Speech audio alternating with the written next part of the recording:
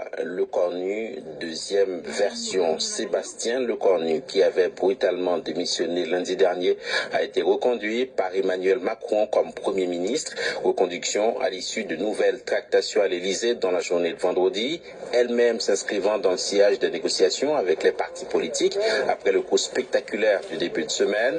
À l'arrivée donc, le président français lui aurait donné carte blanche pour former son équipe. Un choix d'ores et déjà vivement dénoncé par les oppositions qui menacent de censurer immédiatement Lecornu 2. Jean Barrère. Et a donné lieu au réveil. Après Lecornu 1, voici Lecornu 2. Le Premier ministre démissionnaire est donc reconduit.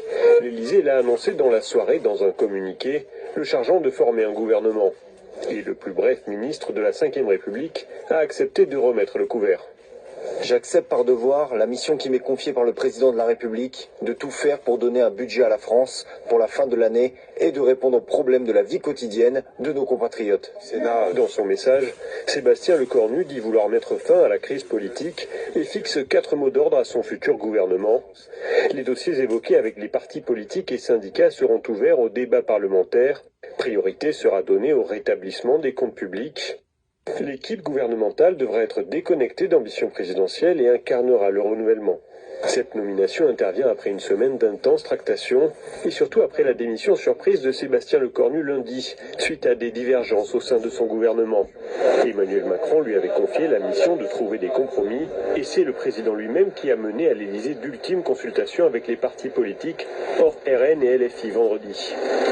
Déjà peu convaincu à sa sortie de la cour d'honneur, l'opposition à gauche dénonce une provocation. C'est à la fois incroyable qu'il se permette de faire ça, de nommer à nouveau un de ses proches, très proches, alors qu'il est manifeste qu'il devrait être sur une cohabitation et laisser la gauche et les écologistes gouverner. Et puis c'est aussi très ironique parce qu'on le connaît et qu'on sait depuis le début qu'il a tendance à s'entêter. Et franchement, je suis d'une colère folle, mais en fait, on a un président de la République qui est en train de mener un énième coup de force.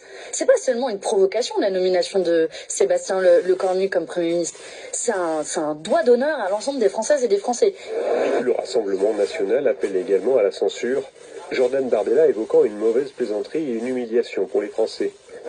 Côté PS, les socialistes ne censurent pas automatiquement, mais le feront si la réforme des retraites n'est pas immédiatement et complètement suspendue. Mais à ce stade, je ne peux pas vous répondre. On n'a jamais été dans la logique de censurer a priori. Moi, j'ai envie d'entendre ce que Sébastien Lecornu a à nous dire. Qu'est-ce qu'il va contenir dans sa DPG? Est-ce qu'il donc confirme le renoncement au 49.3? Est-ce qu'il suspend la réforme des retraites? Sébastien Lecornu reçoit tout de même quelques encouragements.